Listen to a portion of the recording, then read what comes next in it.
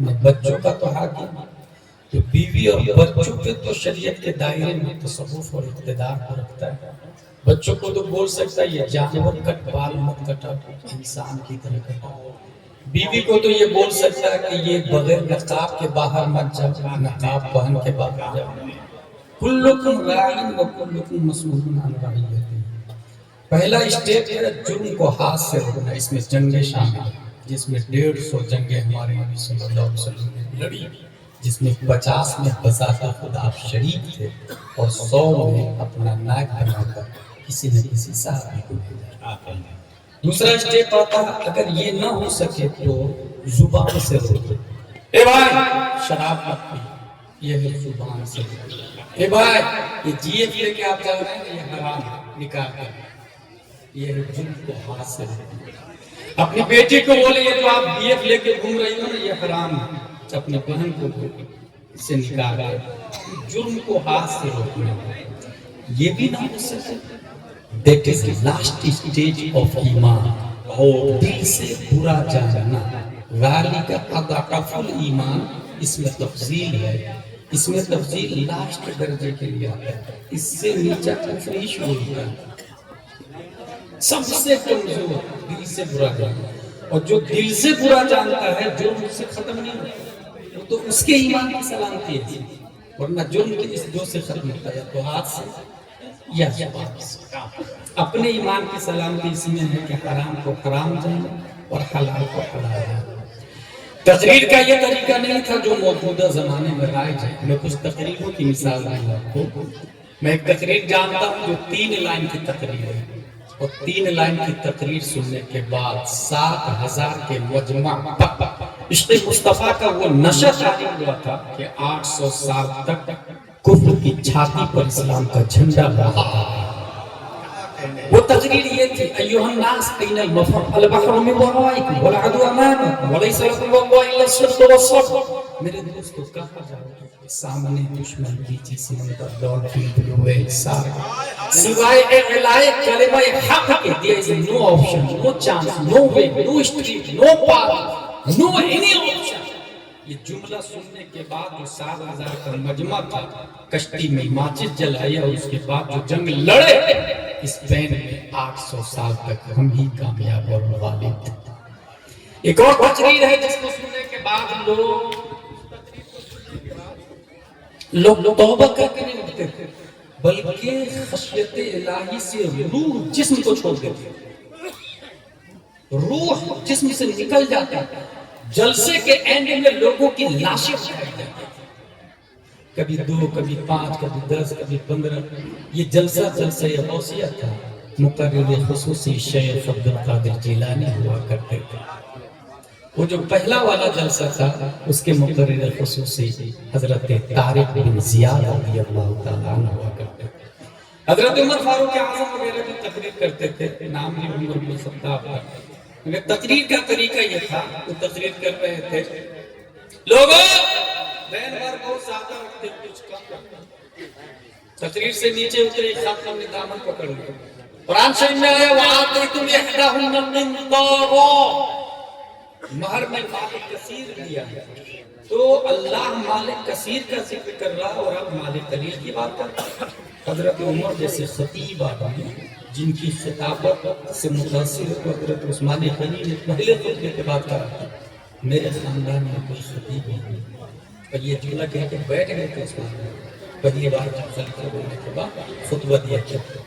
عمر فاروق اعظم جیسے خطیب خطبہ دینے کے بعد نیچے اترتے، خاتون یہ کہتی ہے، خاتون کا جملہ سننے کے بعد آپ فرماتے ہیں اللہم کل احد افقہ من عمر، پھر ریٹرن ممبر پر گئے، اب پوری تقریر سے رجوع کی اور یہ کہا کہ میں نے مال قلیل کی بات کی، قرآن شریف میں آیا مطلب یہ کہ خطابت مؤثر ہوتی ہے، گفتگو مؤثر ہوتی ہے اور پبلک گوشت پر آواز رہتی ہے۔ حضرت امام شعبی رضی اللہ تعالیٰ نے لکھا کہ میں جا رہا تھا راستے میں جمعہ کی نماز پڑھنے کے لیے مسجد میں گیا، امام صاحب خطیب صاحب تقریر کر رہے تھے، اللہ تبارک و تعالیٰ نے 2 سور پیدا کیا، ایک سور سے دنیا ختم ہو جائے گی، دوسرے سور سے دنیا اٹھے گی۔ امام شافعی نے کہا ایو شیخ اتق اللہ، اللہ تعالیٰ خلق سورا فقط وہو نفخ مرتین۔ امام صاحب اللہ سے ڈرے، اللہ نے ایک ہی سور پیدا کیا، وہی دو بار پھونکا جائے گا۔ امام نے وہیں سے چپل اٹھا کے امام شافعی جمعہ کو امام شافعی کو چپل اٹھا کے مارا۔ امام کو مارنا تھا، مقتدی بھی مارنا تھا۔ امام شافعی کہتے ہیں اس وقت تک مارتے رہے جب تک مجھ سے یہ اقرار نہ کروا لیا کہ اللہ نے 32 سور پیدا کی۔ حاصل یہ کہ جلسے یا خطاب یا باتیں مؤثر ہوتی ہیں، اور اس کی وجہ سے اسلام میں انقلاب آیا ہے۔ میں بھارت کے ایک جلسے کے بارے میں بتاؤں، 5، 6، 7 مئی 1972 کا جلسہ ہے۔ اس میں حضور سید العلماء ہیں، حضور احسن العلماء ہیں، حضور علامہ مشتاق احمد نظامی ہے، علامہ سراج الہدیٰ غیابی ہے، حضور بیت الصاحی ہے، حضور حافظ ملت ہے، مفتی اعظم ہند بھی ہے، مجاہد ملت بھی ہے، ریڑھ کی ہڈی کی حیثیت سے علامہ ارشد القادری بھی ہے۔ اس جلسے سے قوم کو جو فائدہ اور بینیفٹ ہوا، اس بینیفٹ کو آج بھی دنیا جامعۃ الاشرفیہ مبارک پور کے نام سے یاد کرتے ہیں۔ تو جلسے حضور علامہ ارشد علیہ رحمہ فرماتے ہیں وہ جلسہ جس سے کوئی تنظیم یا تحریک یا مسجد یا مدرسہ نہ بنے، وہ جلسہ عورت کی طرف باز ہے جو ناغلط ہے۔ جس طرح عورت کا بچہ نہیں ہوتا وہ اپنے آپ میں مایوس ہوتی، ایسی عورت کی طرف وہ جلسہ ہے۔ اس کا مطلب جلسہ اپنے آپ میں اسلام کا بہت ہی بڑا سرمایہ ہے۔ اگر آپ سننے کی نیت اور سیکھنے کی نیت سے ہیں تو one sentence can change your life، ایک ہی بات آپ کی زندگی بدلنے کے لیے کافی ہے۔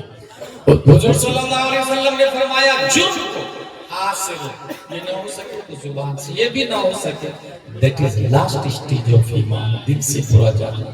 سن ہجری 7 میں حضور صلی اللہ علیہ وسلم چونکہ عملی لیڈر تھے، صرف بولتے نہیں تھے، وہ کرتے تھے۔ سن ہجری 7 میں جرم کو روکنے کے لیے 7 بادشاہ خط لکھا، جس میں سے بادشاہ کون کون تھا ہم نے لکھ کر کے لایا۔ یہ بادشاہ تھا حبشہ کا بادشاہ نجاشی، مصر کا مقوقس، فارس کا شاہ فارس جس کو کسرا بھی کہا جاتا، روم کا قیصر، منذر بن ساوی صاحب یمامہ اور حاکم دمشق۔ 7 بادشاہ کو آپ نے خط لکھا۔ خط میں کا حاصل یہی تھا، لوگوں اللہ کا رسول ہوں میں، آپ ایمان لائیں، آپ ایمان لائیں گے تو پبلک بھی ایمان لائے گی، اور پبلک کے ایمان لانے کا ثواب بھی آپ کو ملے گا۔ 1400 سال پہلے جو خط تھا وہ ہو آج بھی محفوظ ہے، کتابوں کے اندر وہ خط لکھا ہوا ہے۔ حضور صلی اللہ علیہ وسلم نے جو خط لکھا ہے وہ خط یہ ہے، بسم اللہ الرحمن الرحیم، من محمد رسول اللہ الی کسرا عظیم فارس، اللہ کے نام سے شروع جو نہایت مہربان رحم والا۔ سلام علی من اتبع الهدى وآمن بالله ورسوله وشهد ان لا اله الا الله وحده لا شريك له وان محمدا عبده ورسوله ادعوك بداعية الله فاني انا رسول الله الى الناس كافة لأنذر من كان حيا ويحق القول على الكافرين اسلم تسلم فَإِنْ أَبَيْتَ فَعَلَيْكَ إِثْمُ الْمَجُوسِ۔ یہ حضور صلی اللہ علیہ وسلم نے جو بادشاہوں کو خط لکھا، اس خط کا حاصل یہ ہے۔ اس سلسلے میں 2 آدمی کا ذکر کروں گا، ایک ہے کسرا کا بادشاہ، ایک ہے فارس کا بادشاہ، ایران کا بادشاہ کسرا، ایک ہے روم کا بادشاہ قیصر۔ قیصر نے جب حضور صلی اللہ علیہ وسلم کے خط کو دیکھا، ہونٹوں سے لگایا، آنکھوں سے لگایا، سمجھا، اور سونے کی ڈبیا میں سب سے اونچی جگہ محفوظ کر دیا، کیونکہ حضور صلی اللہ علیہ وسلم کا خط تھا۔ حضور صلی اللہ علیہ وسلم نے فرمایا میرے خط کا ادب کیا اس نے اپنے ملک کو بچا دیا، قد حفظ ملکہ، اس نے اپنے ملک کو بچا دیا۔ دوسرا سپر پاور نبی صلی اللہ علیہ وسلم کے زمانے میں ایران ہے۔ ایران کے بادشاہ کسرا کے پاس جب خط پہنچا تھا جلال میں، اور حضور صلی اللہ علیہ وسلم کا خط لے کے ٹکڑے ٹکڑے کر کے ہوا میں پھینک، حضور صلی اللہ علیہ وسلم کو خبر پہنچی، آپ نے فرمایا مزق کتابی مزق اللہ ملکہ، اس نے میرے خط کو پھاڑا، اللہ اس کے ملک کو پھاڑا۔ حضور صلی اللہ تعالی علیہ وسلم کی دعا یا بد دعا وہ قبول ہوتی ہے، اور یہ بات کافروں کو بھی پتا تھا، ایمان والوں کو تو پتا ہے، کافروں کو بھی پتا تھا۔ چند دنوں کے بعد میں بیٹے کے ہاتھوں خود ایران کا بادشاہ مارا گیا۔ یہاں یہ سمجھ میں آیا کہ جو نبی کے خط کا ادب کرتا ہے اگر کافر بھی ہے تو اپنی سلطنت کو بچا لیتا ہے، اور جو نبی کے خط کی توہین کرتا ہے اگر وہ مومن بھی ہو تباہ ہو جاتا ہے۔ اس کا مطلب یہ ہوا جو اعلیٰ حضرت نے فرمایا، ثابت ہوا کہ جملہ فرائض فروع ہیں، اصل الاصول بندگی استاج ورد۔ ثابت ہوا کہ جملہ فرائض فروع ہیں، اصل الاصول بندگی استاج ورد۔ حضور صلی اللہ علیہ وسلم نے اعلان کیا، اعلان کہ خبر پوری دنیا میں دھیرے دھیرے پھیلنے لگی۔ روم کے پاس میں، روم کے قیصر کے پاس میں ابو سفیان کا ایک قافلہ تھا۔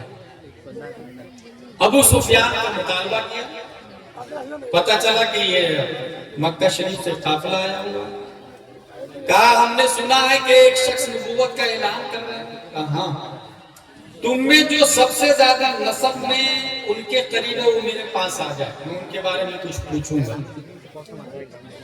اور باقی جو لوگ ہیں وہ ان کے پیچھے ہو جائے۔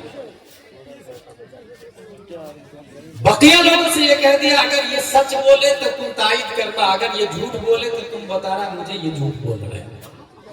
ایک نبی کے بارے میں ملے بغیر ایک کافر انکوائری کر رہا ہے کہ کیا واقعی میں وہ نبی ہے، اور انکوائری کے جو طریقے ہیں اس طریقے کو دیکھیں کہ انسان سچا کیسے ہے اور جھوٹا کیسے ہے۔ 1400 سال پہلے ڈیٹیکٹر مشین کا نام و نشان نہیں تھا، الٹرا ساؤنڈ نہیں تھا، چیٹ جی پی ٹی نہیں تھی، گوگل نہیں تھا، دنیا کی کوئی ٹیکنالوجی نہیں تھی سچ کو پہچاننے کا طریقہ۔ قیصر روم نے کہا کہ میں تم سے سوال کرتا ہوں، سوال کا جواب تم دینا۔ اب سوال سنو، یہ بخاری شریف کے اندر سوال آیا، یہ ہے بخاری شریف، اور بخاری شریف کے اندر یہ حدیث حضرت عبداللہ بن عباس رضی اللہ تعالیٰ عنہ سے مروی ہے۔ حضرت عبداللہ بن عباس رضی اللہ تعالیٰ عنہ سے یہ بخاری شریف، اس بخاری شریف میں 11 سوال ہیں جس میں روم کے بادشاہ نے ابو سفیان سے پوچھا۔ ابو سفیان ابھی ایمان نہیں لایا اور نہ ہی روم کا بادشاہ لایا۔ ان ابا سفیان بن حرب اخبره ان هرقل ارسل اليه في ركب من قريش كانوا تجارا بالشام في المدة التي كان رسول الله صلى الله عليه وسلم مات فيها ابو سفیان وكفار قریش۔ اس زمانے میں ایمان تو نہیں لائے تھے مگر معاہدہ میں تھے۔ پہلا سوال دیکھیں، کیف نسبہ فیکم، تم لوگوں میں ان کا نسب کیسا ہے، یعنی ان کا نسب کرپٹیٹ تو نہیں ہے۔ ابو سفیان کا جواب ہے ہوا فینا ذو نسب، ان کا نسب بہت افضل والا۔ حضور صلی اللہ علیہ وسلم کے نسب کے بارے میں اتنا یاد رکھیے گا، حضرت عبداللہ سے لے کر حضرت آدم تک ایک بھی باپ بغیر نکاح کے نہیں ہے، اور نہ ہی ایک ماں بغیر نکاح کے۔ پاک پیٹ سے، پاک پیٹ سے حضور صلی اللہ تعالی علیہ وسلم کا نور صدرن بعد صدرن، صلبن بعد صلبن، رجلن بعد رجلن، امرأتن بعد امرأتن، منتقل ہوتے ہوتے حضرت عبداللہ اور حضرت آمنہ رضی اللہ عنہما تک پہنچا ایک بھی۔ اس کا مطلب یہ ہوا کہ آج بھی اگر کوئی انسان یہ چاہتا ہے کہ وہ اوریجنل غلام نبی بنے تو اس کے باپ کا، ماں کا نکاح کے ذریعے اس کا پیدا ہونا ضروری ہے۔ اگر ماں باپ میں سے ایک بھی لیونگ ریلیشن میں بغیر نکاح کے ہے تو اس کے گھر میں کوئی غلام محمد نہیں پیدا ہو سکتا۔ ایک بھی اگر جی ایف اور بی ایف کے ذریعے پیدا ہوا، جیسا کہ امریکہ میں نکاح ختم ہو گیا، وہاں حرامیوں کی لمبی لائن لگی ہوئی ہے، کوئی پوچھنے والا نہیں، وہاں اس کو جائز ہی کر دیا تھا، تو گناہ ہی نہیں۔ اللہ کا شکر ہے کہ ابھی علماء زندہ ہے اور ہمارا نکاح زندہ ہے، نکاح ہوتا ہے۔ ایک بھی بغیر نکاح والا ہو تو اس کے گھر میں کوئی اللہ کا ولی نہیں ہو سکتا۔ وہ فینا ذو نصب، جبریل علیہ السلام کا کہنا روئے زمین پر قریش سے افضل کوئی نہیں، اور قریشوں میں بنی ہاشم سے افضل کوئی نہیں، اور بنی ہاشم میں عبداللہ سے بہتر کسی کو نہیں پایا ہے، اور عبداللہ کے پیٹھ سے پیارے مصطفیٰ صلی اللہ تعالی علیہ وسلم جلوگر ہوئے۔ اعلیٰ حضرت نے جبریل علیہ السلام کی اس فکر کے بارے میں کہا، یہی بول صدر والے چمنے جہاں کے تالے، سبھی میں نے چھان ڈالے تیرے پائے کا نہ پایا، لم یاتے نظیر کفی ندری مثلے تو نشد پیدا جانا، جگراج کے تاج توری سرسو ہے تجھ کو شہید دوسرا جانا۔ دوسرا سوال، فَهَلْ قَالَ هَذَا الْقَوْلِ فِيكُمْ أَحَدٌ قَطُّ قَبْلَهُ، تم میں سے کوئی اس کا دعویٰ پہلے بھی کیا ہے کہ میں نبی ہوں؟ حضور صلی اللہ علیہ وسلم کا کیا دعویٰ ہے؟ لا الہ الا اللہ انی رسول اللہ، اللہ کے سوا کوئی معبود نہیں، میں اللہ کا سچا رسول ہوں۔ بادشاہ، کافر بادشاہ پوچھ رہا ہے کیا یہ دعویٰ کسی اور نے بھی کیا ہے؟ ابو سفیان نے کہا اللہ، ابو سفیان بھی ایمان والے نہیں ہیں۔ دیکھیں اس کا مطلب گواہی کافر کے بارے میں بھی یا مومن کے بارے میں بھی، گواہی کسی کے بارے میں بھی سچ لینا چاہیے۔ یہ آج کا زمانہ نہیں، 1400 سال پہلے کی بات بتا رہا ہوں۔ تو گواہ پرچیز کیے جاتے، لائر پرچیز کیے جاتے، جج بھی پرچیز کیے جاتے، سب پیبل ہو چکے ہیں، مگر ایک عام آدمی گواہی دے رہا ہے، ایمان نہیں لایا، لا نہ اس سے پہلے کسی نے دعویٰ نہیں کیا۔ تیسرا سوال، فَهَلْ كَانَ مِنْ آبَائِهِ مِنْ مَلَكٍ، ان کے خاندان میں کوئی بادشاہ گزرا ہے؟ تیسرا سوال قیصر روم نے کیا ابو سفیان سے۔ ابو سفیان کا جواب ہے اللہ، کوئی بادشاہ بھی نہیں گزرا۔ یہ سوال کیوں کیا؟ کیونکہ بادشاہ کے بیٹے کے اندر ایٹیٹیوڈ ہوتا، اگر پبلک اتار بھی دے تبھی وہ خون ختم نہیں ہوتا، وہ شان و شوکت و ڈگنیٹی ختم نہیں ہوتی۔ تو ہو سکتا بادشاہ کا بیٹا ہو اور بادشاہ چھن گئی ہو، اس لیے دعویٰ کر رہا ہوں نئی چال چل رہا ہوں۔ اس لیے تیسرا سوال، اس کے خاندان میں کوئی بادشاہ تو نہیں؟ کہا اللہ کوئی بادشاہ نہیں۔ چوتھا سوال، فَأَشْرَافُ النَّاسِ اتَّبَعُوهُ أَمْ ضُعَفَاؤُهُ، غریب لوگ ایمان لا رہے ہیں یا امیر لوگ؟ چوتھا سوال، حضور صلی اللہ علیہ وسلم کو ماننے والے غریب لوگ ہیں یا امیر لوگ؟ ابو سفیان کا جواب ضعفاؤہ، غریب لوگ ایمان لا رہے ہیں۔ اس کا مطلب یہ ہوا کانکی بازار میں جو امیر ہے وہی ایمان والا بھی ہے، اس کی کوئی دلیل نہیں ہے، کیونکہ تاریخ یہ بتا رہی ہے کہ دولت کی بنیاد پر بہت سارے لوگ ایمان سے ہاتھوں بیٹھے ہیں۔ کیا حرام کیا حلال، any how condition, I want to money I get money, جس کی بنیاد پر اس کا ایمان کب کا جا چکا ہے۔ 1400 سال پہلے بھی نبی کو ماننے والے زیادہ غریب لوگ تھے، اور آج بھی ایمان کی مضبوطی امیروں کی بجائے غریبوں میں زیادہ۔ اس لیے پیارے مصطفیٰ نے فرمایا الاسلام بدا من الغربا وسیعود کما بدا، اسلام پھیلا ہے غریبوں سے اور ان قریب سمٹ کر غریبوں میں آ جائے گا۔ اس کا مطلب یہ ہوا جو کروڑ پتی ہے، جو ارب پتی ہے، جو ملینئر بلینئر ہے، وہی سب سے افضل و اعلیٰ ایمان والا، اور اس کی کوئی دلیل نہیں ہے۔ بلکہ جو غریب انسان ہے، آدھی روٹی کھاتا ہے مگر جھوٹ نہیں بولتا، حرام خوری نہیں کرتا، کسی کا غم نہیں کرتا، وہ مال حرام کی نہیں کماتا، وہ شراب نہیں پیتا، وہ جوا نہیں کھیلتا، وہ سود کا نہیں کھاتا، وہ ستے کا نمبر نہیں بتاتا، کسی بھی انلیگل کام میں وہ شریک نہیں ہوتا، اس کا ایک ہی مزاج ہے آدھی روٹی کھا کے نبی کا ایمان بچانا ہے، نبی کی سنت کو زندہ رکھنا ہے۔ ایسے انسان کے لیے 1400 سال پہلے صاحب گنبد خضرا نے مژدہ دیا تھا کہ ایک غریب امیر سے 500 سال پہلے جنت میں تھا۔ نعرہ تکبیر، نعرہ رسالت، خلیفہ تاج الشریعہ۔ غریب لوگ ایمان لا رہے ہیں یا امیر لوگ؟ چوتھا سوال تھا، جواب ابو سفیان کا، غریب لوگ ایمان لا رہے ہیں، ضعفاؤہم۔ پانچواں سوال، یزیدون ام ینقصون، تعداد ایمان والوں کی بڑھ رہی ہے یا گھٹ رہی ہے؟ ابو سفیان کا جواب یزیدون، دھیرے دھیرے بڑھ رہی ہے۔ اور قرآن شریف میں آیا هو الذی ارسل رسولہ بالہدی ودین الحق لیظہرہ علی الدین کلہ، یہ دین اتنا بڑھے گا کہ تمام دینوں پر غالب ہو جائے گا۔ اس لیے چرچ کا پادری اور مندر کا پنڈت بھی اس بات کو جانتا ہے کہ اگر دنیا میں سب سے اتھینٹک اور سب سے مضبوط کوئی سسٹم ہے تو اس سسٹم کا نام اسلام اور قرآن مقدس ہے.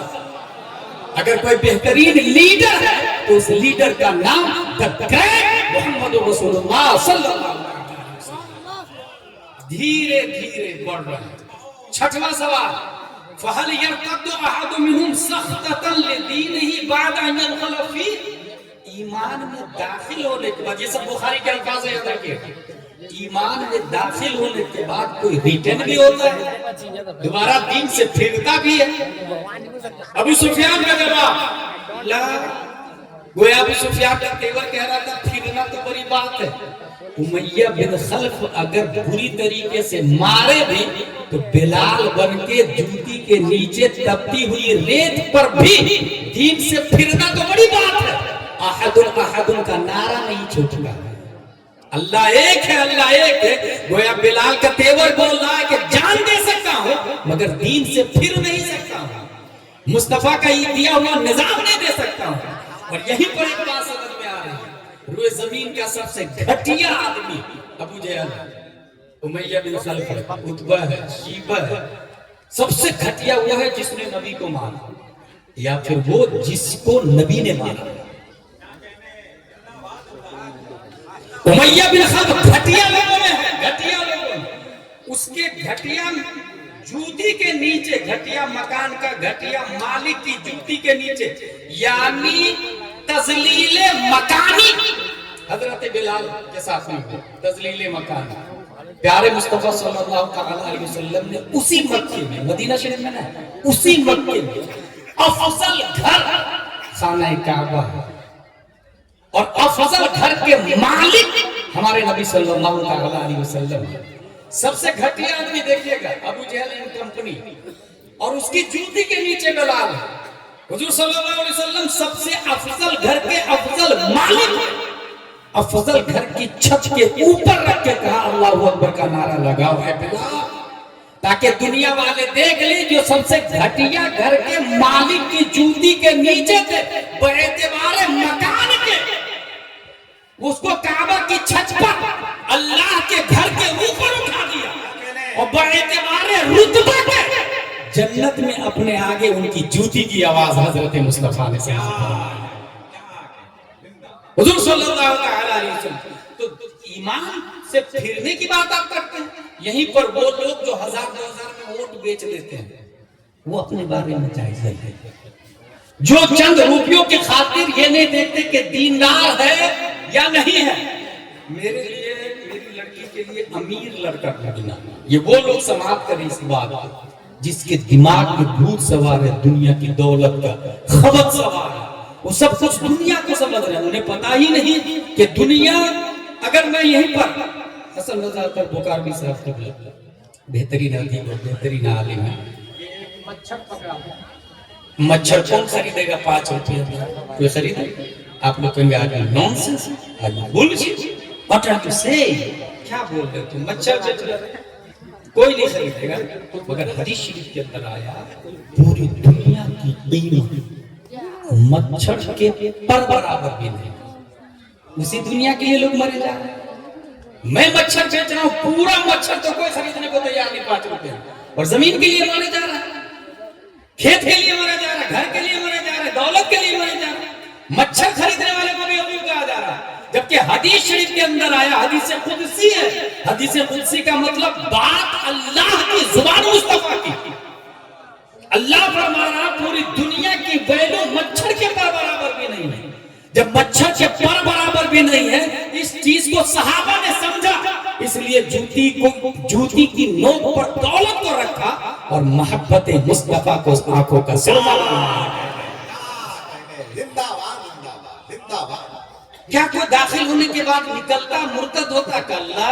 ابو سفیان الفضل ما شہد بہ الاعداء، کمال یہی، خوبی وہی ہے جس کی گواہی دشمن بھی دے. ابو سفیان دشمن تھے، اس کو ایمان نہیں لائے، وہ گواہی دے رہے ہیں. ایک بار جو گھس جاتا ہے ایمان میں دوبارہ پلٹتا نہیں. 7واں سوال فَهَلْ كُنْتُمْ تَتَّهِمُونَ بِالْكِذْبِ قَبْلَ أَنْ يَقُولَ مَا قَالَ. اس سے پہلے کبھی تم لوگ جھوٹ کی تہمت لگائی؟ ابو سفیان نے کہا اللہ کبھی وہ جھوٹ کی تہمت نہیں لگائی. غور کیجئے گا نبی نے کب اعلان کیا تھا میں نبی ہوں؟ 40 سال کی عمر شریف میں. پہلی آیت کب اتری تھی؟ 40 سال کی عمر شریف میں. اور دن تھا پیر کا. حضور صلی اللہ تعالی علیہ وسلم پر پہلی آیت یہ طرح. اچھا بہت زیادہ متفکر، بہت زیادہ متحجر، متعجب صلی اللہ علیہ وسلم پسینے میں شرابور آ کے اپنی زوجہ سے کہتے ہیں زملونی زملونی زملونی. زوجہ نے چادر اڑائی اور زوجہ نے جو جملہ کہا حضرت خدیجہ الکبریٰ رضی اللہ تعالیٰ عنہ نے آج بھی کتابوں میں درج ہے.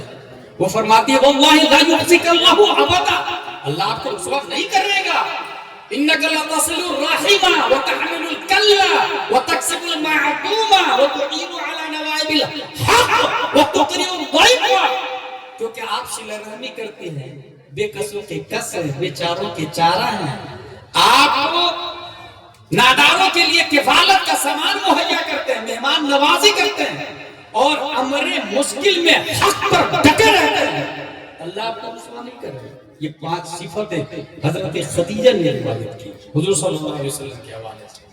حاصل یہ کہ پیدائش سے لے کر 40 سال تک جھوٹ بولنا حرام ہے. کہاں لکھا؟ کہاں لکھا؟ اچھا یہاں ایک بات بتاتا ہوں میں. ہم لوگ ماں سے نکاح نہیں کرتے. کیوں نہیں کرتے؟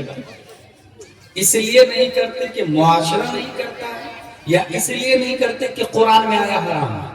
should be noted this point. ہم لوگ خنزیر کا گوشت نہیں کھاتے. کیوں نہیں کھاتے بھائی؟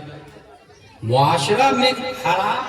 معاشرہ نہیں کھاتا اس لیے نہیں کھاتا، سماج نہیں کھاتا، کاکی بازار والے نہیں کھاتے اس لیے ہم نہیں کھاتے، یا قرآن نے کہا حرام ہے اس لیے ہم نہیں کھاتے.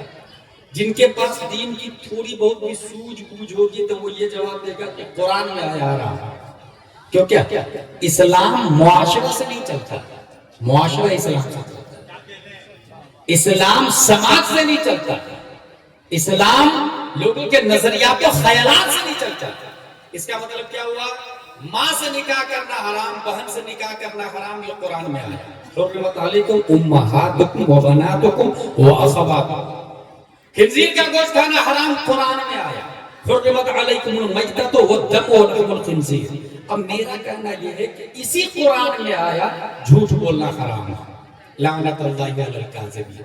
اسی قرآن میں آیا نماز چھوڑنا حرام ہے. فویل للمصلین الذین هم عن صلاتهم ساہون. اسی قرآن میں آیا غیبت کرنا حرام ہے. اتأکلون لحم اخیکم میتا فکرہتموہ. اسی قرآن میں آیا نفسانی خواہشوں کی پیروی کرنا جائز نہیں. لا تتبعوا خطوات الشیطان.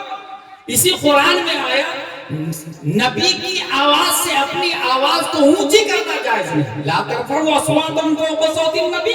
اسی قرآن میں آیا زمین پر اترا کر چلنا جائز نہیں. ولا تمشوا فی الارض مرحا.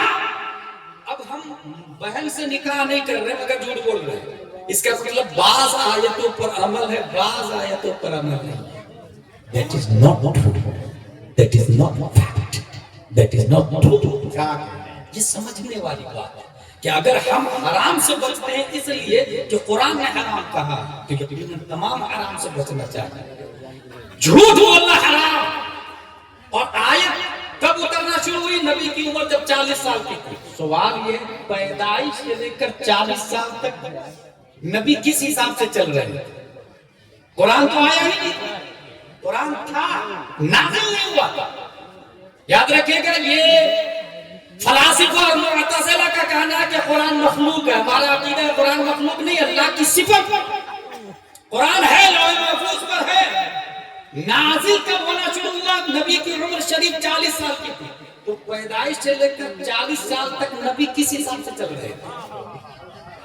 کس کو فالو کر رہے تھے؟ کس کی اتباع کر رہے تھے؟ اگر ڈیپ میں آپ جائیں گے تو صرف ایک جواب ملے گا. اللہ نے 2 قرآن دیا ہے.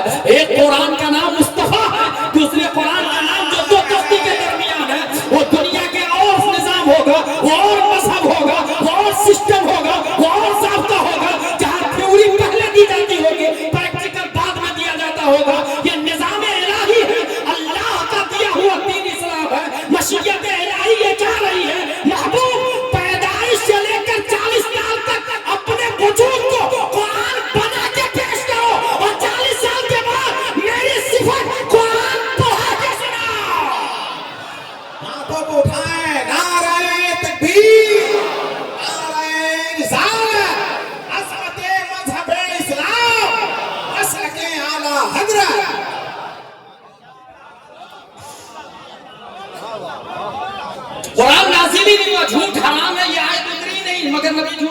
بول.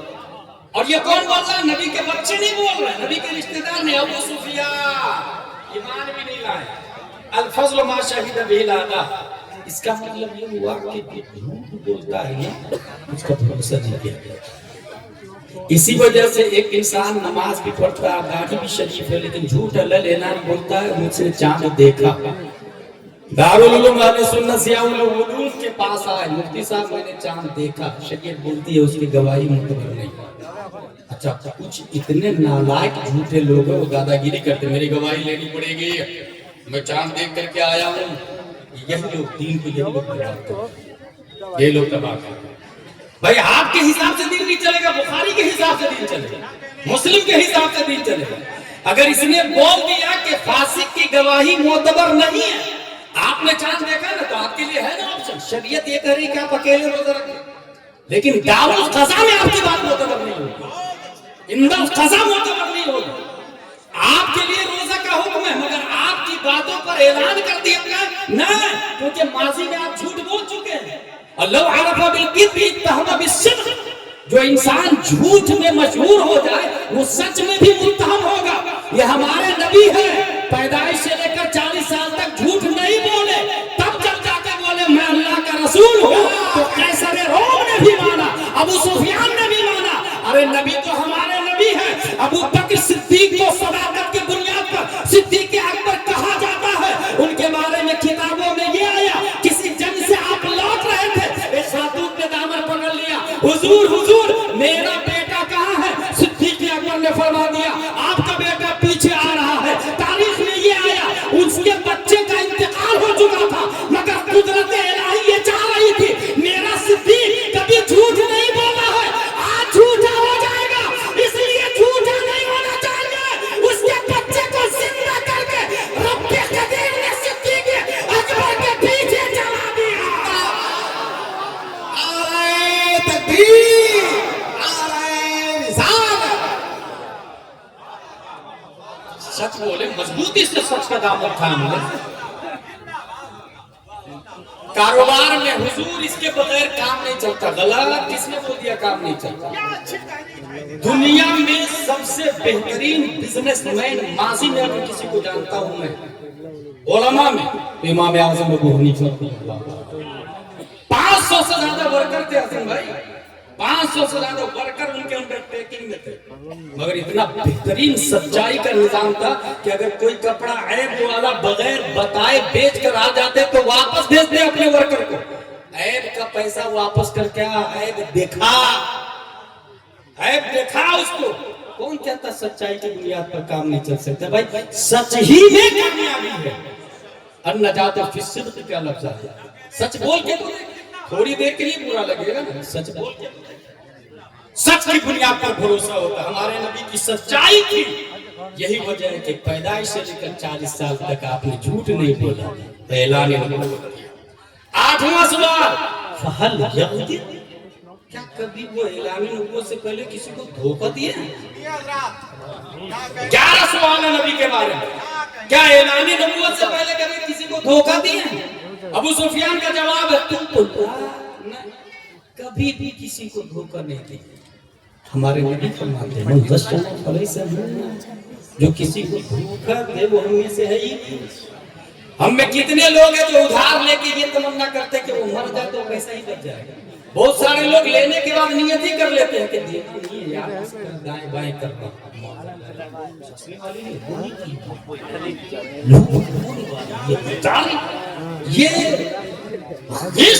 یہ دھوکہ دے اسلام میں. اچھا وہ لوگ باضابطہ لڑتے تھے، سامنے لڑتے تھے، معاہدہ کرتے تھے، نبھاتے تھے باضابطہ. اور یہاں پر بلکہ شادی میں جو دین مہر ہے 50% سے زیادہ لوگوں نے اپنی بیوی کو دین مہر نہیں دیا. 50% سے زیادہ لوگوں نے نہیں دیا. کیا یہ حرام نہیں؟ کیا یہ گناہ نہیں؟ مہر کی 3 قسمیں، مہر معجل، مہر مؤجل، مہر مطلق. معجل ہینڈ ٹو ہینڈ مہر دینا پڑتا ہے، اس کے بغیر بیوی کو ہاتھ لگانا جائز ہے. بیوی چاہے تو بالکل آپ کو انٹرفیئر کرنے سے روک سکتی ہے اپنے معاملات. اس کو مہر معجل عین سے کہتے ہیں. مہر موچل حمزہ کے ساتھ میں، جس کا ٹائم فکس ہو، 2 مہینے میں دین مہر دوں گا یا 10 مہینے میں یا 1 سال میں، اس ٹائم تک آپ کا اختیار ہے. اس ٹائم کے بعد پھر عورت کو اختیار ہے، وہ آپ کو ہاتھ لگانے نہیں دے سکتی. اور مہر مطلق زندگی میں کبھی نہیں. لیکن ہے قرض، یہ میت کے جا کے معاف کروانا، یہ اسلام نہیں ہے، یہ کافروں کا رسم و رواج ہے، یہ کفار و مشرکین کی طرف سے آیا ہے. اسلام تو یہ کہتا ہے کہ جتنی جلدی ہو سکے قرض ادا کیا جائے. قرض کے بغیر نفلی صدقہ قابل قبول نہیں. نفلی صدقہ وہ قرض فرض ہے بھائی صاحب، فرض ہے. اس وجہ سے بیوی سے معافی مت مانگے، یا خود مر جائیں گے تو بیوی کو لے جاتے معاف کر دو نا، جیتے جی ان کو دے. اور اگر بیوی مر گئی نہیں دیا تو کیا مسئلہ ہے؟ اس کے وارث کو دینا پڑے گا. وارث میں اگرچہ اس کا بھی حصہ ہوگا لیکن دینا پڑے گا، معاف نہ. اگر میدان محشر میں بیوی نے دامن پکڑ لیا تو ساری نیکیاں ٹرانسفر ہو جائیں گی. اس بات کو ہلکے میں نہ لیں، یہ حقوق العباد ہے، بندوں کا حق ہے، بندوں کا. حاصلیت کی غدر کی نیت، مکاری کی نیت، دھوکہ کی نیت اسلام میں بالکل اس کی کوئی گنجائش نہیں. ہرقل نے پوچھا فہل یقدر قلت لا، 9واں سوال فہل قاتلتم، ان سے جنگ کرتے ہیں؟ ابو سفیان کا جواب تو نام، ہاں جنگ لڑتے نا ہم لوگ ان سے، کیونکہ وہ کہتے ہیں کہ ایمان لاؤ. ہم ایمان نہیں لاتے، ہم لات کو مانتے، ہبل کو مانتے، عزا کو مانتے، یغوث کو مانتے، یعوق کو مانتے، نصر کو مانتے، ود کو مانتے. یہ سب معبود کا نام ہے، جیسے اپنے یہاں نہیں ہے گنپتی، درگا، اسلام کی وغیرہ سب کالی میا سب ایسے اس زمانے کے لات، عزا، منات، یغوث، یعوق، نصر، ود. قرآن شریف میں آیا معبودوں کے نام، قرآن شریف میں ہمارے علماء جانتے ہیں، آپ لوگ کو بتا رہا ہوں. یہ کہتے تھے کہ نہیں 360 ہے خدا، اور نبی فرماتے تھے نہیں، لا الہ کوئی نہیں الا اللہ، صرف ایک اللہ عبادت کے. اس لیے جنگ ہوتی ہے. قیصر روم کا 10واں سوال فکیف کان قتالکم ایاہ، جنگ کیسی رہتی ہے، کون جیتتا ہے کون ہارتا ہے؟ اس کا جواب دیا ابو سفیان نے الحرب بیننا و بینہ السجال ینال منا و ننال منہ. جنگ ہمارے اور ان کے درمیان برابری کی ہوتی ہے، کبھی ہم جیتتے ہیں کبھی وہ جیتتے ہیں، کیونکہ اس وقت تک جنگ احد کا سامنا ہوا. جنگ بدر کے بعد جنگ احد میں نبی کی بات نہ ماننے کی وجہ سے ہار کا سامنا دیکھنا پڑا. اس وجہ سے انہوں نے کہا الحرب بیننا و بینہ السجال، برابری کی جنگ ہوتی ہے، کبھی ہم جیتتے ہیں کبھی وہ جیتتے ہیں. اب دیکھیں 11واں سوال ماذا یامرکم، وہ تمہیں کس چیز کا حکم دیتے ہیں؟ اس کا جواب ہے ابو سفیان کا یقول اعبدوا اللہ وحدہ ولا تشركوا به شيئا واتركوا ما يقول آباؤكم ويأمرنا بالصلاة والصدق والعفاف والصلة. وہ ہمیں کہتے ہیں کہ اللہ کی عبادت کرو، اس کی ذات میں کسی کو شریک مت ٹھہراؤ، باپ دادا جو کہتے ہیں اس کو چھوڑ دو، نماز کا حکم دیتے، صدقہ کرنے کا حکم دیتے، سچائی کا حکم دیتے، معاف کرنے کا حکم دیتے، صلہ رحمی کا حکم دیتے ہیں. یہ 11 سوال کرنے کے بعد قیصر روم کہتا ہے سنو، میں نے یہ جو سوال کیا ہے ان تمام سوالوں کے جواب سے میں اس نتیجے پر پہنچا ہوں جس زمین پر میری کرسی ابھی لگی ہے ان قریب اس زمین کے بھی مالک وہ ہو جائے. اور اگر میرے انڈر ٹیکنگ میں ہوتا تو میں ان تک پہنچتا اور ان کے قدم کو دھوتا، ان کے قدم کو دھوتا میں، ان کا غسالہ لیتا میں. اور بولا یہ قیصر روم. اب یہاں سے آخری بات بتا کے وما علینا الا البلاغ، میری تقریر ختم ہو گئی. حضور صلی اللہ تعالی علیہ وسلم کے حوالے سے 11 سوال کیا. حضور صلی اللہ تعالی علیہ وسلم آپ کی صفت ظاہری بھی اور باطنی بھی پوری دنیا کے سامنے آیا ہے. حضور صلی اللہ تعالی علیہ وسلم کیا کر رہے تھے، اس کی 2 جہت ہے. ہمارے نبی صلی اللہ تعالی علیہ وسلم کی طرح لیڈر دنیا میں کوئی نہیں آیا. انبیاء اور بھی آئے، حضرت موسیٰ بھی، حضرت عیسیٰ بھی، حضرت آدم بھی، دیگر انبیاء کرام بھی. مگر یہاں موجودہ دنیاوی لیڈر کی بات کروں گا میں کہ دنیا میں جتنے ملل، نحل، فرق، مذاہب، مشارق، مکاتب، تھاٹ آف اسکولز کے فالوورز، یجروے، رگوے، ساموے، 18 قرآن، مہابھارت کے ماننے والے جتنے لیڈر ہیں ان کے لیڈر، یہ لیڈر دن میں کیا کرتے تھے ان کے دوست بتاتے تھے، ان کی کمپنی بتاتی تھی، ان کے صحابہ بتاتے تھے، مگر رات میں کون کتنا بڑا کمینہ ہے یا کتنا بڑا شریف ہے یہ کیسے پتا چلے گا؟ اگر بیوی ہو تو بتا سکتی ہے کہ نہ یہ آدمی رات میں بھی پرفیکٹ ہے، اور اگر ایک دو بیوی ہو تو آپس میں سیٹنگ ہو جائے گی کہ تم میرے عیب کو چھپانا، میں تمہارے عیب کو چھپاؤں گا۔ اگر 3 سے زیادہ بیویاں ہو تو پھر جھوٹ پر اتفاق نہیں ہو پائے گا۔ یہ بات نقطے کی ہے۔ حضور صلی اللہ علیہ وسلم کو خلاق دو عالم نے کئی شادیاں کی اجازت دی، کئی شادیاں کی، اور اس میں ایک باریک حکمت غامضہ یہ تھی کہ ہمارے نبی دنیا کے لیڈروں سے ممتاز ہو جائے۔ دنیا کے لیڈر کی جلوت لوگوں کے سامنے میں ہے، مگر خلوت کتابوں میں مرقوم نہیں ہے، محفوظ نہیں ہے، زبان زد نہیں ہے۔ نبی کو کئی شادی کی اجازت دی تاکہ دن میں نبی کیا کرتے ہیں یہ ابو بکر بتائیں گے، یہ عمر بتائیں گے، یہ طلحہ بتائیں گے، یہ زبیر بتائیں گے، یہ حنظلہ بتائیں گے، مگر رات کی تاریکی میں نبی کیا کرتے تھے یہ حضرت عائشہ سے پوچھو، حضرت خدیجہ سے پوچھو، حضرت حفصہ سے پوچھو، حضرت ام سلیم سے پوچھو۔ ایک سے زیادہ شادیاں کرنے کی اجازت دی تاکہ جلوت بھی لوگوں کے سامنے میں رہے، خلوت بھی لوگوں کے سامنے میں رہے۔ یہی وجہ ہے لیڈر اور بھی آئے مگر کہیں نہ کہیں وہ عیبدار ہے۔ اگر دنیاوی عیوب سے پاک ہے، عیب سے گناہوں سے پاک ہے، تو وہ کوئی اور نہیں 571 عبداللہ کی پیٹھ سے، آمنہ کے بدن سے، مقام بیضا پیر کے دن صبح صادق مکہ کی دھرتی پر پیدا ہونے والے ہمارا نبی صلی اللہ علیہ وسلم، جن کے بارے میں قرآن نے کہا لقد کان لکم فی رسول اللہ اسوۃ حسنہ، قرآن نے کہا قل ان کنتم تحبون اللہ فاتبعونی یحببکم اللہ، قرآن نے کہا من یطع الرسول فقد اطاع اللہ، اور بریلی کے احمد رضا خان نے اسی مومن کی ترجمانی کی تو قلم سے کہا لکھ بخدا خدا کا یہی ہے نہیں اور کوئی مفر مگر جو وہاں سے ہو یہی آتے ہو جو جہاں نہیں وہ وہاں۔ نعرہ تکبیر، نعرہ رسالت، مدرسہ دارالعلوم ضیاء العلوم، جشن دستار بندی، عظمت مذہب اسلام۔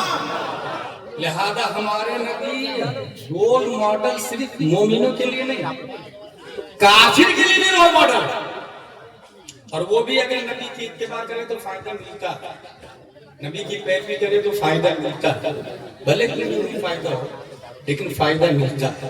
اب ایک بہت بڑا سوال آپ کے سامنے یہ ہوگا کہ نبی جب اتنے اچھے ہیں اور یہ قرآن اور بخاری شریف میں لکھا ہوا ہے تو یہ سنیوں ہی کو سمجھ میں آتا ہے، وہابی دیوبندی کو نہیں سمجھ میں آتا، سلح گلی کو نہیں سمجھ میں آتا، اہل حدیث کو نہیں سمجھ میں آتا؟ تو اس کا ایک بہت آسان جواب ہے میرے پاس، اور وہ جواب یہ ہے کہ یہ جو آپ کو دکھ رہا نا اس کو کہتے ہیں نقش، یہ لکھا ہوا دکھ رہا ہے اس کو نقشہ کہتے ہیں، نقش، یہ لفظ نہیں نقش، اور اس کو جو میں پڑھوں گا اس کو کہے گا لفظ، جیسے الحمدللہ، جیسے وقوحا، یہ وقوحا جو بولا میں یہ ہے لفظی قرآن، اور یہ جو لکھا ہوا ہے وقوحا واللیل اذا سجا اس کو کہتے ہیں نقشی قرآن۔ اب غور سے سنیں، اگر آپ کا وضو نہیں ہے تو نقشی قرآن کا ہاتھ پہ آنا حرام ہے، لیکن لفظی قرآن جائز ہے، پڑھنا جائز ہے، ٹھیک ہے، چھونا حرام ہے، پڑھنا جائز ہے۔ وضو نہیں تو نقشی قرآن کا ہاتھ پہ آنا حرام، غسل نہیں تو لفظی قرآن کا زبان پہ آنا حرام۔ دو قرآن ہو گئے، تیسرا قرآن ہے جو اس کا معنی ہے، وضحا، چاشت کی قسم، اس کا معنی دماغ میں آتا ہے، ٹھیک ہے، قرآن ہاتھ میں آتا، نقشی قرآن ہاتھ میں آتا، لفظی قرآن زبان پر آتا، معنوی قرآن دماغ میں آتا۔ وضو نہیں ہو تو قرآن ہاتھ میں نہیں آ سکتا، غسل نہیں ہو تو قرآن زبان پر نہیں آ سکتا، محبت مصطفیٰ نہیں ہو تو قرآن دماغ میں نہیں آ سکتا۔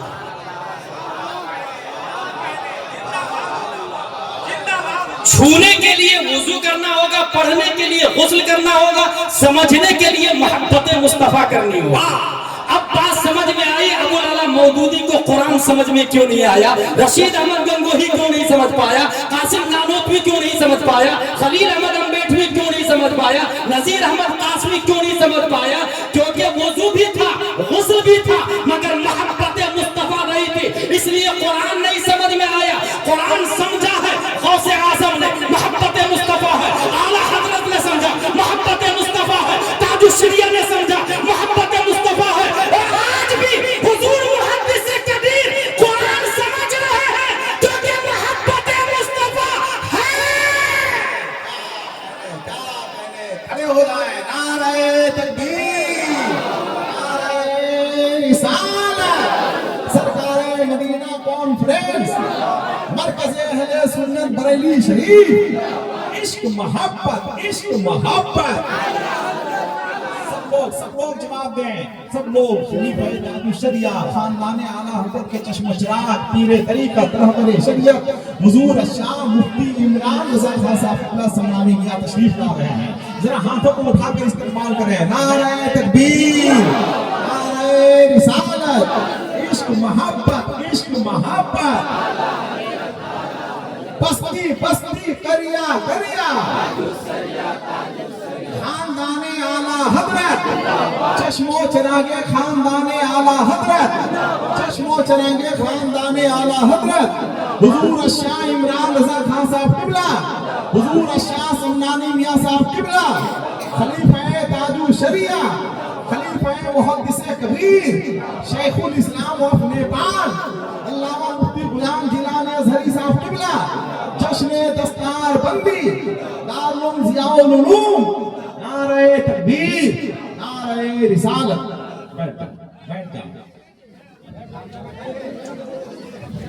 الحمدللہ آپ کا جلسہ کامیاب ہے، تاریخ ساتھ جلسہ کامیاب ہی نہیں بلکہ مرکز اہل سنت بریلی شریف کے شہزادے اعلیٰ حضرت نے اپنے چشم و چراغ کو بھیج دیا ہے تاکہ آپ کا جلسہ کامیاب بھی ہو جائے، آپ کا جلسہ خدا کی بارگاہ میں مقبول بھی ہو جائے۔ بیٹھ جائیں، سب لوگ بیٹھ جائیں، بیٹھ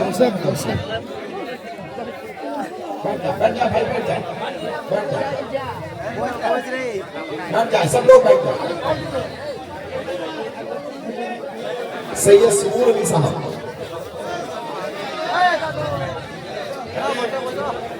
اولاد غوث اعظم علیہ رسول سید سبور علی صاحب۔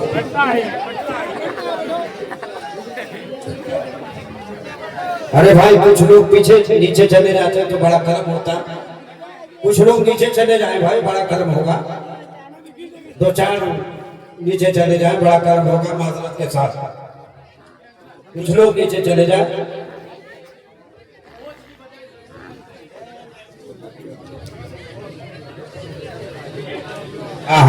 اسٹیج تھوڑا دب رہا ہے اس لیے بولا جا رہا ہے۔ ہاں کچھ لوگ ہاں کرم فرمائے۔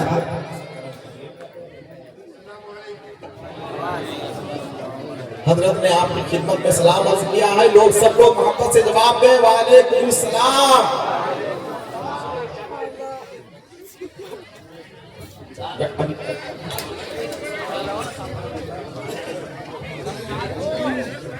بیٹھ۔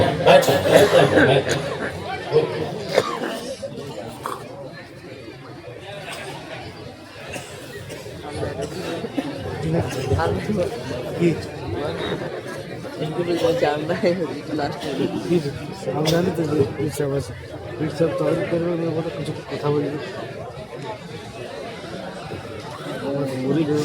اللہ کا لاکھ شکر احسان ہے، ہمارے درمیان خون رضا بھی ہے اور خون مصطفیٰ بھی۔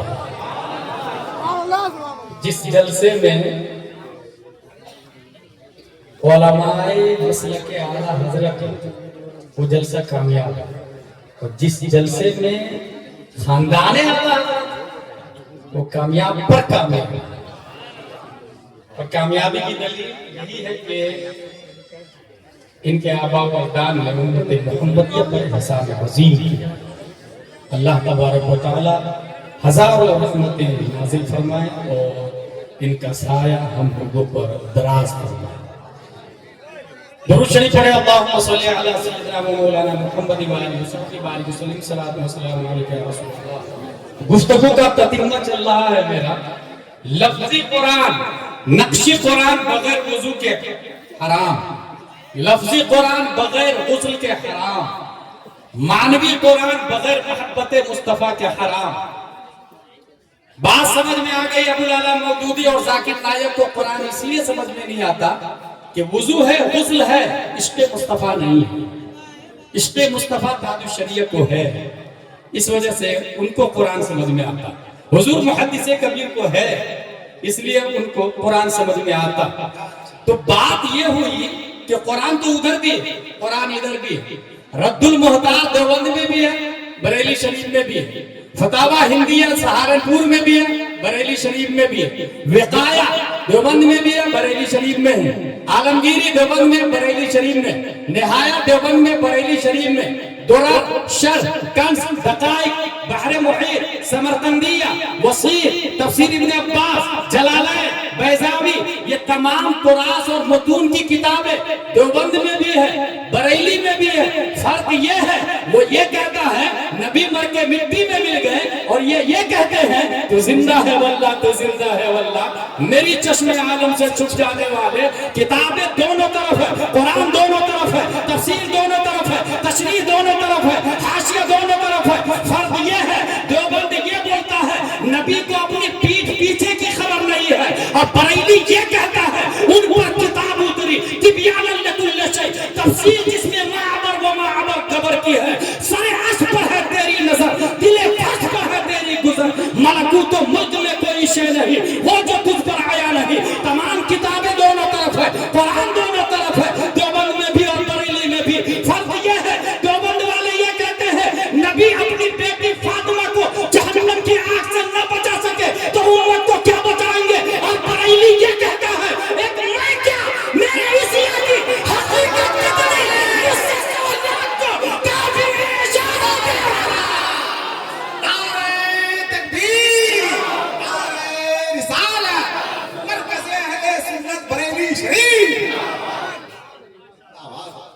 تمام کتابیں دونوں طرف. یہ آج کے جو سلح کلی ہے، بی ایڈ والے، یہ جو لیکچرار ہے، یہ جو پروفیسر ہے، یہ جو MBBS ہے، یہ جو MD ہے، یہ جو وکلا لوگ ہیں جو نام مسلم ہے مگر دل سے سلح کلی ہو چکے ہیں، ان کا کہنا ہے لڑنا نہیں چاہیے. قرآن دونوں طرف ہے، لڑنا نہیں چاہیے. بخاری دونوں طرف ہے، لڑنا نہیں چاہیے. مسلم دونوں طرف ہے، سنت دونوں طرف ہے، حدیث دونوں طرف ہے. ابے نادان، تمام تر کتابیں دونوں طرف کیوں نہ ہو، مگر ایک بات بھی ضروریات دین میں سے کسی کا انکار کر دیا، تمام تر کتابیں کام نہیں آئے گی. کیا حفظ الایمان کے اندر تمام عبارتیں کفریہ ہیں؟ ہرگز نہیں. پہلا پیج، دوسرا پیج، تیسرا پیج، چوتھا پیج، پانچواں، چھٹواں، ساتواں، آٹھواں، نواں، دسواں، سب تعریف مصطفیٰ سے بھرے ہوئے ہیں. ہر صفحے پر نبی کی تعریف کی ہے جبل تعمیم میں، مگر صفحہ نمبر 25 پر لکھا، صفحہ نمبر 25 پر لکھا جتنا علم رسول اللہ کو ہے اتنا علم جانوروں کو ہے معاذ اللہ. اسی عبارت نے تمام صفحات کو باطل قرار دیے، بلکہ صفحات کیا مصنف کو بھی باطل قرار دیا، مصنف کو کافر و مرتد قرار دیا. تو میں یہ کہتا ہوں اے سلح کلیو، اے وہابی دیوبندی کو اچھا سمجھنے والوں، اپنی بیٹی کو ان کے نکاح میں دینے والوں، یہ نظریہ رکھتے ہوئے کہ قرآن ان کے پاس ہے، حدیث وہ بھی پڑھتے ہیں، بخاری وہ بھی پڑھتے ہیں. نادان، تم نے یہ نہیں سنا، وہ یہ کہتا ہے بالفرض باتیں سمانے نبوی، کوئی نبی آ جائے تو خاتمیت محمدی میں کچھ فرق نہ آئے گا. اس کی بنیاد پر دوسرے نبی کا دروازہ کھولا.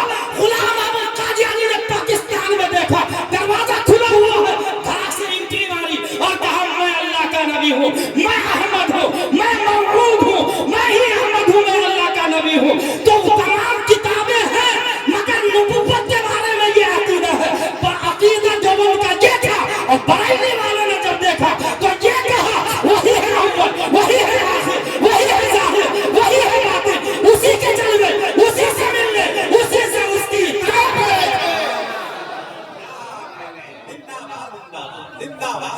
اس لیے بیٹی کو نکاح میں دینا جائز نہیں ہے. سلح کلی کو نکاح ہوگا ہی نہیں، وہابی سے نکاح ہوگا ہی نہیں، دیوبندی سے نکاح ہوگا ہی نہیں. اب آپ کہیں گے کہاں لکھا؟ قرآن میں لکھا نا بھائی.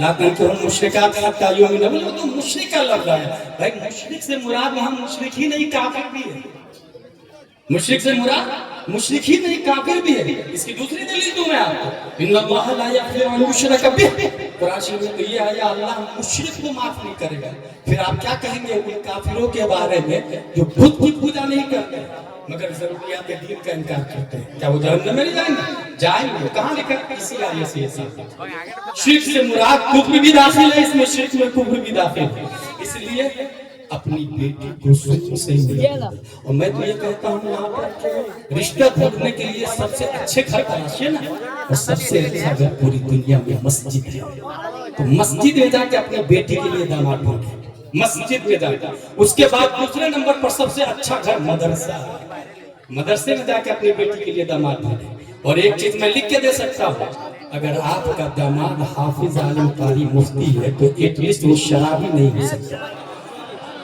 یہ میں لکھ کے دے سکتا ہوں شراب ام الخبائث ہے ایک شراب سے ہزاروں بیماریاں جنم لیتی ہیں رہی گئی بات پیسے نہیں ہوگا فائنینشلی ویک ہوگا تو میں نے کہا نا کل اسلام بدل تو ہو رہا وہ سیاحت کما بدل اسلام غریبوں سے پھیلا ہے غریبوں میں آ کر سمٹ بنائے گا اس لیے بنیادی فرق ہمارے نبی صلی اللہ تعالی علیہ وسلم کا ادب پوری دنیا میں سنی صحیح العقیدہ سے بڑھ کے کوئی نہیں کرتا اور سنی صحیح العقیدہ کی پہچان غیر منقسم ہندوستان اردو دنیا پوری اردو دنیا میں مسلک اعلیٰ حضرت ان کا خون ان کے رگوں میں پایا جاتا ہے ہم صرف یہ نہیں کہتے وہابی دیوبندی کی طرح جو تو ہے وہی میں ہوں تفریق ذرا سی ہے استغفر اللہ ربی من کل ذنب یہ وہابیوں کی بولی تھی پہلے یہ کچھ اسٹیج والے شیعہ کی بولی بولتے جب وہابی دیوبندی کی طرح بولنے لگے جو تو ہے وہی میں ہوں تفریق ذرا سی ہے یہ جو شعر پڑھا گیا یہ کسی قوال کا شعر ہے یہ سنی صحیح العقیدہ کا شعر نہیں ہے یہ کسی قوال کا شعر ہے شاعر کی خبر ہی نہیں ہے جو تو ہے وہی میں ہوں نبی کے بارے میں ایسا بول سکتا ہے جو تو ہے نبی تو طٰہٰ ہے ہم طٰہٰ ہے کیا نبی کے صدقے میں پوری دنیا بنی ہمارے صدقے میں کتا بلی بھی بنا ہے کیا نبی حقیقت ہے ہمیں احساس ہے لولا کلمہ خلقت الافلاق نبی مزمل ہے نبی مدثر ہے نبی یاسین ہے نبی صاحب قرآن ہے دیوبندی کا عقیدہ سنیوں میں آنے لگا اور کچھ نعت خواہ نقیب اور جاہل خطیب واہ واہ واہ واہ پیسے بھی دے رہے ہیں جو تو ہے وہی میں ہوں تفریق ذرا سی ہے تو حسن کا مالک ہے میں حسن کا دیوانہ غلط ہمارے میں اور نبی میں صرف اتنا فرق نہیں ہے نبی صرف حسن کے مالک نہیں ہے نبی اولاد کے بھی مالک ہے نبی زمین کے بھی مالک ہے نبی زمان کے بھی مالک ہے نبی کائنات کے مالک ہے خالق کل نے آپ کو مالک کے کل بنا دیا ہے دونوں جہاں میں آپ کا قبضہ و اختیار ہے آپ نے سنا نہیں کعب شریعہ کیا فرما رہے تھے منور میری آنکھوں کو میرے شمس دعا کر دے غموں کے دھوپ میں وہ سایہ زلف میں دھوکا کر دے آپ نے سنا نہیں کعب شریعہ نبی کی طاقت قوت کے بارے میں کیا کہہ رہے تھے جہاں میں ان کی چلتی ہے یہ دم میں کیسے کیا کر دے زمین کو آسما کر دے سوریا کو سرا کر دے فضا میں اڑنے والے یوں نہیں درائے نہ کر دے وہ جب چاہے جسے چاہے اسے فرما روا کرتے ہیں تکبیر رسالت عشق محبت بستی بستی کریا کریا خاندان اعلیٰ حضرت میں نے دیکھا سوشل میڈیا پہ کلپ خطیب اور نقیب اللہ کا شکر ہے حسن رضا بخاری عالم نقیب کا نام اور وہ نقیب جو داد دے رہا تھا وہ پہلے شیعوں کی روایت بیان کیا مودی سے کبیر اور قاضی شریعہ کے فتویٰ کو اگنور کیا اب دیکھیں اسی کا اثر اس لیے میں کہتا ہوں جو بریلوی کو اپنا مرکز مانتا ہے وہ پھر لیفٹ رائٹ دائیں بائیں نہیں ہوتا ہے اگر وہ پڑھا لکھا نہیں بھی ہے تب بھی دامن تاج الشریعہ کو مضبوطی سے پکڑ کے رکھتا ہے مضبوطی سے پکڑ کے رکھتا ہے اس لیے اسٹیج پر ایک بار اسٹیج پر ایک خطیب بول رہا تھا کالا کالا رسول اللہ صلی اللہ علیہ وسلم مفتی اعظم وہی موجود ابے خاموش جلال میں آگے مفتی اعظم نبی جان سے زیادہ بول رہے تھے کالا کالا بولتا کالا کالا رسول اللہ بول کالا کالا رسول اللہ بڑی بات اب کوئی اصلاح کرنے والا نہیں رہا عالموں کی صدارت ختم ہو گئی جاہلوں کا قبضہ ہو چکا ہے کمیٹی اپنا تصرف کر رہی ہے، اس لیے میں پوری دنیا اردو کو میسج دوں گا کہ اپنے اسٹیج پر ایک نہ ایک خاندان رضا کے آدمی کو رکھے، ایک نہ ایک خاندان رضا کے آدمی کو رکھے، چاہے اس گھر کا عدیم العلم یا کم علم بچہ ہی کیوں نہ ہو، خون رضا تو ہے، خون رضا تو ہے، اتباع عالم کی جائے گی، میں پہلے بول چکا ہوں، لیکن خاندان رضا کی بنیاد پر ایمان کی مضبوطی ہوگی، نسبت کی بنیاد پر ایمان کی مضبوطی ہوگی، اور صدارت علماء کی رکھے، انہیں یہ اجازت دے کہ اسٹیج پر کوئی بھی خلاف شرع کلام پڑھے یا تقریر کرے فوراً گرفت کی جائے۔ تو آج یہ جو مسلک کے غدار لوگ شیعہ روایت بیان کرنے والے ندیب و شاعر اور خطیب چل رہے ہیں، اس کا کب سے ناکہ بند ہو چکا ہوا تھا۔ پروردگار عالم ہم سب کو قرآن شریف، حدیث شریف، فقہ شریف پڑھنے، سمجھنے، عمل کرنے کی توفیق عطا فرمائے۔ یہاں پر یہ بھی بتا دوں کہ اگر شاعر یہ بولے کہ میں نے نبی کی شان میں تھوڑی پڑھا، حقیقت میں یہ شعر قوال نے نبی کی شان میں پڑھا، اور اگر وہ پیر کی شان میں فٹ کر رہا ہے تو بھی غلط ہے۔ مولانا حسن رضا صاحب پیر کی شان میں بھی غلط ہے۔ وجہ فتاوی رضویہ شریف میں لکھا ہے کہ مرید کو جو بھی نعمت ملتی ہے وہ پیر کے صدقے میں ملتی ہے۔ جب یہ لکھا ہوا ہے کہ جو بھی نعمت ملتی ہے پیر کے صدقے میں ملتی ہے، تو پھر جو تو ہے وہی میں ہوں، یہ جملہ غلط ہو گیا۔ فرق ذرا سی ہے، تو حسن کا مالک میں حسن کا دیوانہ نہ ہے۔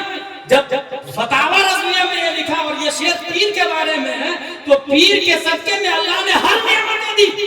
جب پیر کے صدقے میں نعمت مل رہی ہے تو پھر ذرا سی فرق کہاں سے ہوتی ہے؟ وہ نائب نبی ہے، ہم ان کے صدقے میں نبی تک پہنچ جائیں، ان کے صدقے میں نبی تک پہنچ جائیں گے۔ الحمدللہ مسلک اعلیٰ حضرت والوں کا ایمان محفوظ معصوم ہے، ایمان معصوم محفوظ ہے، چمٹے رہے بریلوی شریف سے۔ ایک آخری فرق بتا دوں، مرنے سے پہلے اشرف علی تھانوی نے کہا تھا کہ میری اہلیہ کے بارے میں فکر مند نہیں ہوں، بس تم لوگ 1-1 روپیہ ماہانہ دے دینا، لکھا ہوا وصیت میں 1-1 روپیہ ماہانہ دے دینا تو میری بیوی کا خرچہ چل جائے گا۔ یہ اشرف علی تھانوی اعلیٰ حضرت لکھتے ہیں میرے انتقال کے بعد پھیرنی اور کباب فاتحہ کرا کے غریبوں میں تقسیم کرنا، الگ ہی چھلچل ہے، عشق الگ ہی چھلچل ہے۔ اللہ و رسول کی یہ جینے، انہیں جانا، انہیں مانا، نہ رکھا غیر سے کا، للہ الحمد میں دنیا سے مسلمان گیا۔ تاج الشریعہ کے بعد مسلک کی نمائندگی کرنے والے علماء بریلی حضور سنانی بھی دامہ ظلہ علینا، حضور مفتی اعظم ہند کے نواسے یہاں موجود ہے، اور سیدزادے بھی اللہ ان کا سایہ میں دراز رکھے۔ جو لوگ مرید نہیں ہوئے ہیں وہ مرید ہو جائیں گے۔ اس عقیدے کے ساتھ جو تاج الشریعہ نے کہا، عقیدے کی حفاظت کے لیے مرید ہونا سنت ہے، اور اگر کوئی انسان یہ سمجھتا ہے کہ نہ پیر تعویذ کے لیے ہوتا، پیر جھاڑ پھونک کرنے کے لیے ہوتا، تو سوچ ہی باطل ہے۔ اور اگر کوئی کہے کہ میں پڑھا لکھا ہوں، میں مرید ہونے کی مجھے ضرورت نہیں ہے، تو یہ سوچ بھی باطل ہے، کیونکہ آپ پڑھے لکھے ہیں، اعلیٰ حضرت سے زیادہ تو نہیں ہے، مگر اعلیٰ حضرت بھی پڑھ لکھ کے مرید ہونے کے لیے گئے تھے۔ اس لیے ضرور عقیدے کی حفاظت کے لیے مرید ہوئے گا۔ وما علینا الا البلاغ۔ السلام علیکم۔ اللہ سلامت رکھے مولانا غلام جیلانی ازہری صاحب کو، اللہ سلامت رکھے، ماشاءاللہ الحمدللہ، بہت بہترین خطاب۔ اللہ ان سے خوب دین کا، سنیت کا، مسلک اعلیٰ کا کام ہے۔ تب آمین بولتے آمین۔ اللہ ان سے خوب دین کا، سنیت کا، مسلک اعلیٰ کا کام لے۔ یہ مسلک اعلیٰ کے نقیب ہیں، پاسبان بھی، الحمدللہ مسلک اعلیٰ کو پوری دنیا میں پھیلا رہے ہیں، الحمدللہ۔ اللہ تعالیٰ ان کے درجات میں بلندیاں عطا فرمائے، اللہ ان کے اقبال میں بلندیاں عطا فرمائے۔ ماشاءاللہ مجھے بہت اچھا لگا۔